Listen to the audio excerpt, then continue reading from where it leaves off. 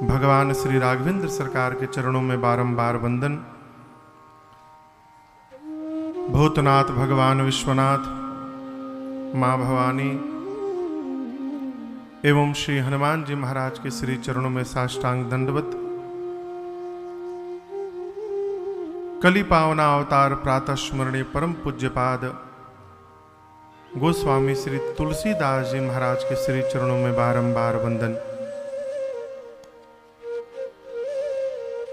अखंड भारत विचार मंच संस्था के तत्वावधान में श्रीधाम अयोध्या में भगवान श्री राम के नवनिर्मित दिव्य भव्य मंदिर के भीतर गर्भगृह में राघव सरकार के प्राण प्रतिष्ठा के पावन अवसर पर भारतवर्ष के हृदय नागपुर में स्थित मानकापुर के इस प्राचीन शिव मंदिर के प्रांगण में गाई जा रही इस 9 दिवसीय श्री राम कथा महोत्सव के हम और आप आज मध्य सत्र में, कहे तो पंचम सत्र में यहां पर सभी लोग उपस्थित भय हैं।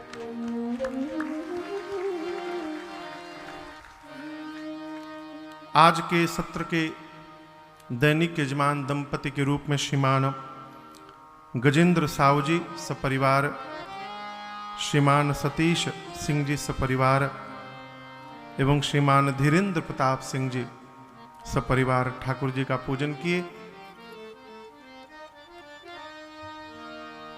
आसपास दूर से आए आप समस्त कथा के रसिक श्रोता बंधु माताएं बहनें, यूट्यूब एवं फेसबुक के माध्यम से पूरे विश्व में जहां जहां भी लोग सुन रहे हैं, देख रहे हैं, आप सभी लोगों को मेरा सादर जय सिया राम। थोड़ा और जोर से कहिए। एक ही बात नित्य आपसे कहनी पड़ती है। हा?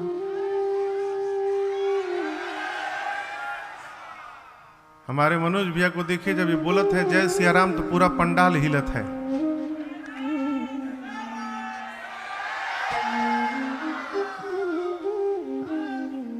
हो गया। कल हमने और आपने भगवान के दिव्य बाल लीला की कथा को गाया, श्रवण किया नाना प्रकार से। देखिए, जब वक्ता मानस में जितने वक्ता हैं, जब भगवान के बाल लीला की कथा गाने का अवसर आया तो वक्ता उत्साह में आ गए। विशेष रूप से भगवान शंकर और श्री काकभूषुंडी जी महाराज। बाबा कहते हैं उत्तरकांड में, बाल चरित कही विविध विधि। बाल चरित कैसे सुनाया? विविध विधि। और गाते समय मन महु परम उत्साह। शंकर जी और काकभूषुंडी जी महाराज, ये दोनों वक्ता अपने अपने घाट पर अपने श्रोता के सन्मुख जैसे भगवान के बाल लीला के प्रसंगों को गाना प्रारंभ करते हैं, क्या होता है? मन महु परम उत्साह। मन में परम उत्साह उत्पन्न होता है। कारण केवल एक है, भगवान शंकर और श्री काकभूषुंडी जी महाराज दोनों के इष्ट बाल राम जी हैं।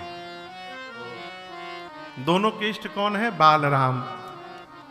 काकभूषुंडी जी स्पष्ट किए हैं, इष्ट देव मम बालक राम।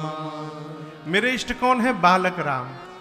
शोभा बपूस कोटि शत काम। ये काकभूषुंडी जी कहते हैं। शंकर जी क्या कहते हैं?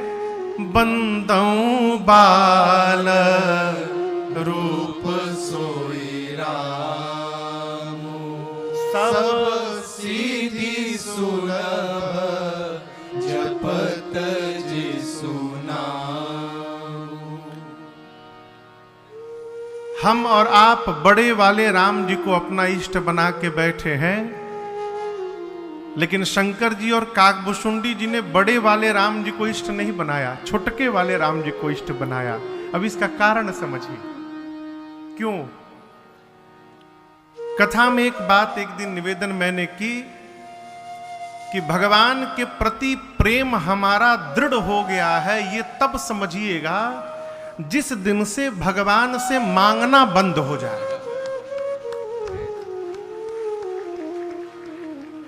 जब तक मांग रहे हैं तब तक हमारा प्रेम है नहीं। क्यों? जिससे प्रेम करते हैं उससे मांगते नहीं है, उस पर न्यौछावर करते हैं। ये प्रेम का सिद्धांत है। जिससे प्रेम करते हैं उस पर अर्पण करते हैं, जिससे प्रेम करते हैं उस पर तर्पण करते हैं। और जब अर्पण और तर्पण दोनों हो जाएगा तब जाकर जिससे प्रेम करते हैं उस पर आत्मसमर्पण करते हैं। ये प्रेम का सिद्धांत है। बड़े वाले राम जी के सामने जाने पर जीव मांग सकता है। इसको समझिएगा। आप किसी के घर चंदा लेने गए, मनोज जी आप अध्यक्ष हैं इस संस्था के, हाँ चंदा उंदा लिया जाता है ना कथा में, हाँ ठीक है। किसी के घर आप चंदा मांगने गए, घर का मालिक न मिला, घर का छोटा बच्चा आके दरवाजे पे 5 साल का खड़ा हो गया, क्या आप बच्चे से चंदा मांगेंगे? नहीं। जहां पर छोटा स्वरूप दिखाई पड़ता है वहां मांगते नहीं हैं, वहां बच्चे को टॉफी देते हैं। जहां शंकर जी और काकभूषुंडी जी सोचिए यदि बाल स्वरूप के भगवान इष्ट रहेंगे तो मांगना बंद हो जाएगा।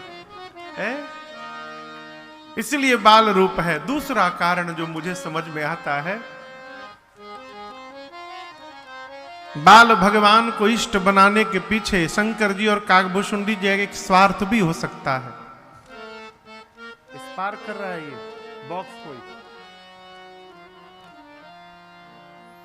एक स्वार्थ भी हो सकता है। कौन सा स्वार्थ? शंकर जी और काकभूषुंडी जी सोचे होंगे, ये मेरा ऐसा चिंतन है कि यदि कहीं बाल भगवान इष्ट के रूप में हमारे रहे और बाल भगवान के सामने हम लोग पहुंच गए तो हो सकता है भगवान छोटे रूप में रहे तो उनको कभी न कभी गोद में उठाने का सौभाग्य प्राप्त हो जाएगा। इसलिए बाल भगवान इष्ट है।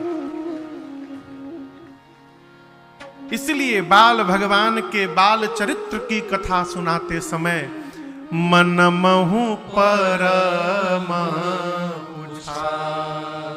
परम उत्साह के साथ, परम आनंद के साथ कल बाल लीला की कथा हमने आपने गाई। भगवान बड़े भय, गुरु आश्रम में जाकर भगवान पढ़कर आए। क्या पढ़े? वेद पुराण को पढ़े, अपने सुने, भाइयों को सुना के समझाएं और पढ़ाई के साथ भगवान संस्कार पढ़ के आए। देखिए मनुष्य कितना भी जानकारी प्राप्त कर ले, संस्कार विहीन मनुष्य पशुवत कहलाता है। जिसके पास संस्कार नहीं है वो पशु के समान है, कितना भी गोरा स्वरूप क्यों ना हो जाए। रघुनाथ जी क्या संस्कार पढ़ कर आए?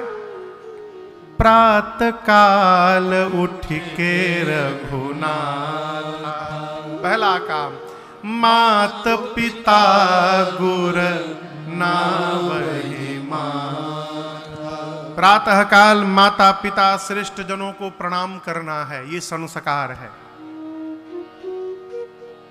आयसु मांगी करहि पुरकार, देखी चरित हरसई मन राज। श्रेष्ठ से अनुमति मांग करके व्यवहार करना ये संस्कार है। आपको ये बात समझ में आ रही है? छोटे छोटे बच्चे विशेष रूप से श्रवण करें।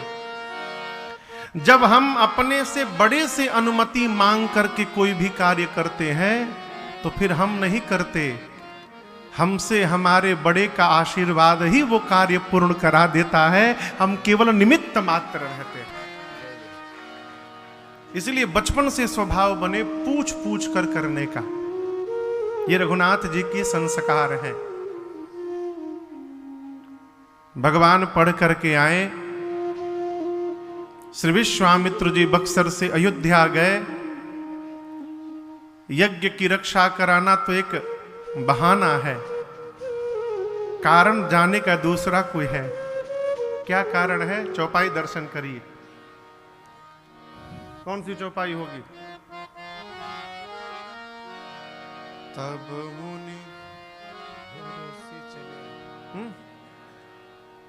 बोलो बोलो, अरे जोर से बोलो। एहू मिस देखो पद जाई, एहू मिस देखो पद जाई, एहू मिस देखो पद जाई, एहू मिस देखो पद जाई, कर बिनती आनो दो भाई, कर बिनती आनो दो भाई, कर बिनती आनो दो भाई, कर बिनती आनो दो भाई। दर्शन करिए। यज्ञ रक्षा कराना ये निमित्त है, कारण मुख्य कोई और है। कारण क्या है? विश्वामित्र जी कहते हैं यज्ञ रक्षा कराने के बहाने देखो पद जाई, इसी बहाने आज कम से कम भगवान के श्री चरणों का दर्शन जीवन में प्राप्त होगा। ये मुख्य कारण है। भगत वही जो भगवान को देखने की रचना बना दे। भगत वही जो भगवान की कथा गाने गवाने की रचना बना दे। भगत वही जो भगवान की कथा सुनने की रचना बना दे। ये भक्त है। मुजफ्फरपुर में आज से लगभग 4-5 साल पहले, 3-4 साल पहले किसी भैया ने फोन किया कि कथा करानी है। जो तिथि मांग रहे थे वो तिथि उपलब्ध नहीं थी, उनको उसी में कथा करानी थी। जब कथा नहीं हो पाई तो उन्होंने जुगाड़ लगाया। क्या लगाया? पंडाल लगाया, चेयर लगाए, उसमें 1,500-2 हजार। कार्यालय पर फोन करके और 9 दिन की कथा का पेन ड्राइव मंगाया और मंच पर बड़का प्रोजेक्टर लगाया। पूरा प्रचार किया क्षेत्र में, अमुक तारीख से 9 दिन राम कथा होगी। पंडाल में जब पूरे लोग भर गए तो 9 दिन की कथा 3-3 घंटा प्रोजेक्टर पर चलाकर 9 दिन की राम कथा गवा डाली। फिर विनय को फोटो खींच के भेजे, कहे विनय जी 1100 रुपए में हमारी राम कथा हो गई इस बार 9 दिन की, अगली बार जब फिर तिथि रहेगी तो बुलाएंगे। ये क्या है? भक्त कौन? जो येन केन प्रकारेण भगवत दर्शन भगवत चर्चा की रचना बना दे, वो भगवान का भक्त है। विश्वामित्र जी कहते हैं इसी बहाने भगवान के चरणों का दर्शन होगा। दोनों भाइयों को प्रार्थना करके मांग करके लाऊंगा। और मांग करके ले गए। आपने कल श्रवण किया, प्रभु ने यज्ञ की रक्षा की। मारीच को 100 योजन दूर प्रभु ने भेजा है और सुबाहु को अग्नि बाण से जलाकर भस्म किया है। जितनी निशाचरी सेना थी, लक्ष्मण भैया ने एक ही बाण में सबको समाप्त कर दिया। यज्ञ रक्षा करने के बाद भगवान कुछ दिन बक्सर में रहे और एक दिन समय जानकर श्री विश्वामित्र जी ने राम जी से प्रार्थना पूर्वक कहा, यहां दर्शन करिए। भगवान ने एक बाण में ताड़का को समाप्त कर दिया। अब विश्वामित्र जी को यह विश्वास हो गया है कि ये राम जी भगवान है। तो याद रखिए, स्वरूप जान लेने के बाद व्यवहार स्वरूप के अनुरूप करना चाहिए। आप ये बात समझ रहे हैं जो हम निवेदन कर रहे हैं? सामने वाले के बारे में यदि पता चल गया है तो वो उसकी जो योग्यता और पात्रता है उसी के अनुरूप उसके साथ व्यवहार करनी चाहिए, ये धर्म कहता है। समाज की दृष्टि में विश्वामित्र जी सद्गुरुदेव भगवान हैं, राम जी शिष्य हैं, लेकिन विश्वामित्र जी जान गए हैं कि राम जी भगवान हैं, इसलिए भाषा बदल गई। अब यहां कहते हैं तब मुनि सादर, सादर यानी आदर के साथ, आदर छोटे का नहीं करते हैं, बड़े का करते हैं। परंतु विश्वामित्र जानते कि जिनसे बात कर रहा हूं ये जीव नहीं जगदीश है, इसलिए आदर है। तब मुनि सादर कहा बुझाए, चरित एक प्रभु देखिए जाए। विश्वामित्र जी राम जी से कहते प्रभु, एक यज्ञ की रक्षा आपने बक्सर में की, एक और यज्ञ प्रारंभ हो रहा है मिथिला में। मेरे घर का यज्ञ यदि आप न आते तो पूर्ण नहीं हो पाता। आप आए और मेरे यहाँ का यज्ञ पूर्ण हो गया। मैं कहता हूं आप चलेंगे ना तो आपके जाने से ही मिथिला का भी यज्ञ पूर्ण हो जाएगा, ये मेरा अपना मत है। चला जाए राम जी? राम जी बोले जो आज्ञा। और आपने चौपाइयों को श्रवण किया प्रारंभ में। भगवान सुने, धनुष यज्ञ सुने रघुकुल नाथा, धनुष यज्ञ सुने रघुकुल नाथा, हरसि चले मुनिवर के साथ, हरसि चले मुनिवर के साथ, आश्रम एक देख मग माही, आश्रम एक देख मग माही, खग मृग जीव जंतु तह नाही, खग मृग जीव जंतु तह नाही, पूछा मुनि शिला प्रभु देखी, पूछा मुनि शिला प्रभु देखी, सकल कथा मुनि कहा सकल कथा मुनि कहा, सकल कथा मुनि कहा। धनुष यज्ञ सुनि रघुकुल नाथा, चले। अब कैसे चले?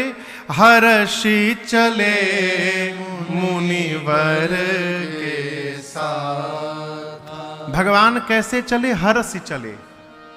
हर्षि चले समझते हैं? हर्षि चले माने प्रसन्नता से चले। और केवल आज नहीं चले, राम जी जब जब चले हर्षि चले।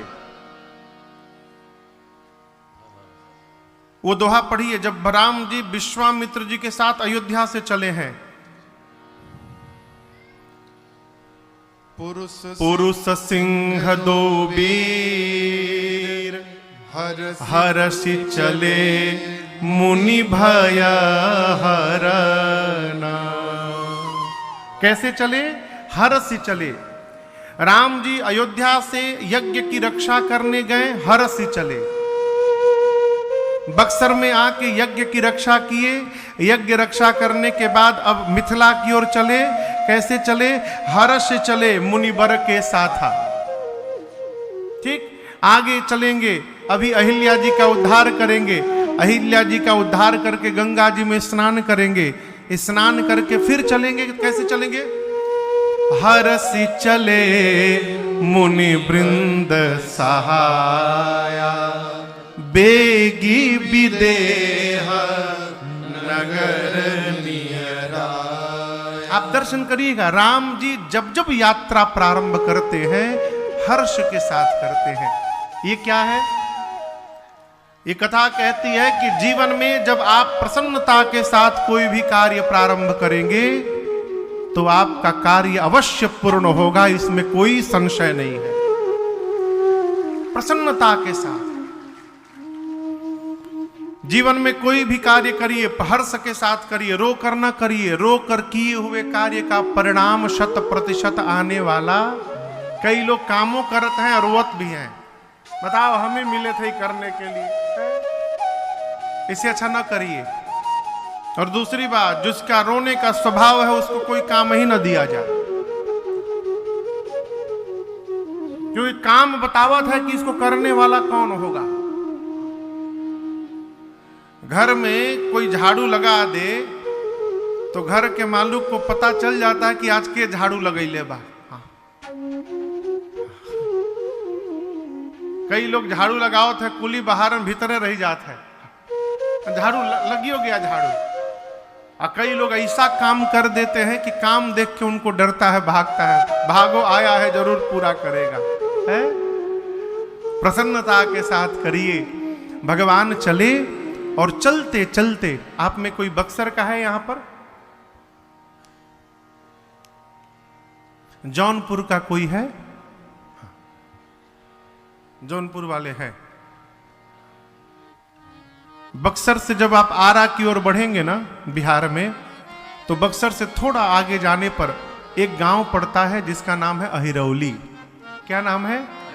ये वहीं की घटना है। जैसे वहां राम जी पहुंचे, अचानक रघुनाथ जी रुक गए। विश्वामित्र जी पूछे, राम क्यों रुक गए? राम जी बोले, गुरुदेव, ऋषियाश्रम सी कोई पुण्य थली, पर आज लगे उजड़ी उजड़ी, नर नारी नहीं पशु पक्षी हुना, सुनसान दशा बिगड़ी बिगड़ी। राम जी कहते हैं, गुरुदेव, ये स्थान ऐसा देखने से प्रतीत हो रहा है कि मानो यहां पर पूर्व काल में कभी किसी मुनि का आश्रम रहा होगा। विश्वामित्र जी बोले, राम, खंडहर को देखकर आपको ऐसा क्यों लग रहा है कि यहां आश्रम रहा होगा? राम जी बोले, गुरुदेव, यह स्थान सुहावन तो नहीं दिखाई पड़ रहा है, लेकिन यह स्थान पावन दिखाई पड़ रहा है। यह स्थान की परमाणु बता रहे हैं कि यहां जीवन में पहले कभी भजन हुआ होगा। इस स्थान की पवित्रता बता रही है कि यहां किसी मुनि का आश्रम रहा होगा। और यदि पहले कभी पूर्व काल में किसी मुनि का आश्रम था, तो आज इसकी ये दशा क्यों है? न कोई पशु है, न कोई पक्षी है, न कोई नर है, न कोई नारी है। सुनसान दशा बिगड़ी बिगड़ी है। और गुरु जी आश्रम के बीच में ये शिला कैसी रखी हुई है? जैसे राम जी ने प्रश्न किया, विश्वामित्र जी ने कहा, राम, आप जिनको शिला कह रहे हैं, ये गौतम नारी श्राप बस उपल देह धरे धीर, चरण कमल रज चाहती, कृपा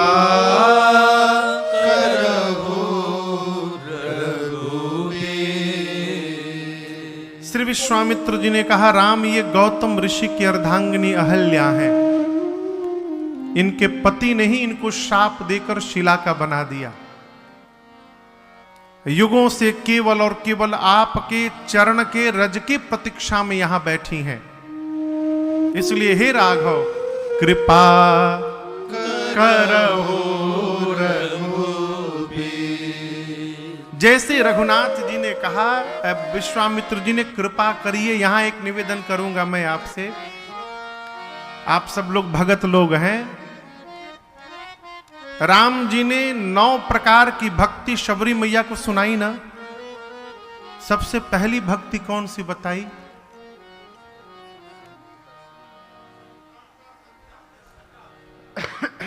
प्रथम भगति संतन कर संगा। राम जी कहते हैं जीवन की पहली भक्ति है संत का संग हो जाए। क्यों? जब आप संत के साथ रहेंगे ना, संत की शरण में रहेंगे, संत के संग में रहेंगे,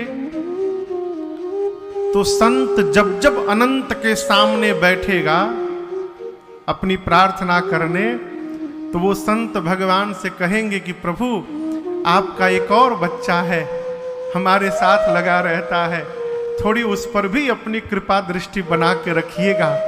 और यहां दर्शन करिए, जब संत भगवान से किसी पर कृपा करने के लिए कह देते हैं, तो भगवान फिर पात्रता का विचार नहीं करते हैं, तुरंत कृपा करते हैं।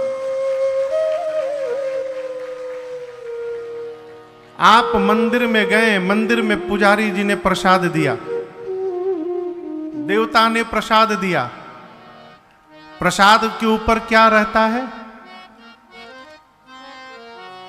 तुलसी दल। जब प्रसाद मिला हाथ पर और उस पर तुलसी दल दिखाई पड़ गया, तो आप समझते हैं अर्थात इसको भगवान को भोग लगाया जा चुका है। और जब तुलसी दल दिखाई पड़ जाता है, तो आप ये विचार नहीं करते हैं कि ये जो प्रसाद है ये ताजा है कि बासी है कि खट्टा है कि मीठा है। तुलसी दल दिखाई पड़ गया, प्रसाद मानकर आप तुरंत स्वीकार कर लेते हैं। उसी प्रकार संत जब कृपा करने के लिए कह देते हैं, तो भगवान विचार नहीं करते, तुरंत उस जीव पर कृपा कर देते हैं। विश्वामित्र जी ने कहा, राम कृपा करहु रघुबीर। और मैं आपसे एक बात निवेदन करूं, कहते हैं कि भगवान ने अहिल्या जी के ऊपर पांव रख दिया। ऐसा हो नहीं सकता है, क्योंकि मां अहिल्या ब्राह्मणी है, ऋषि पत्नी है, गौतम ऋषि की अर्धांगिनी है।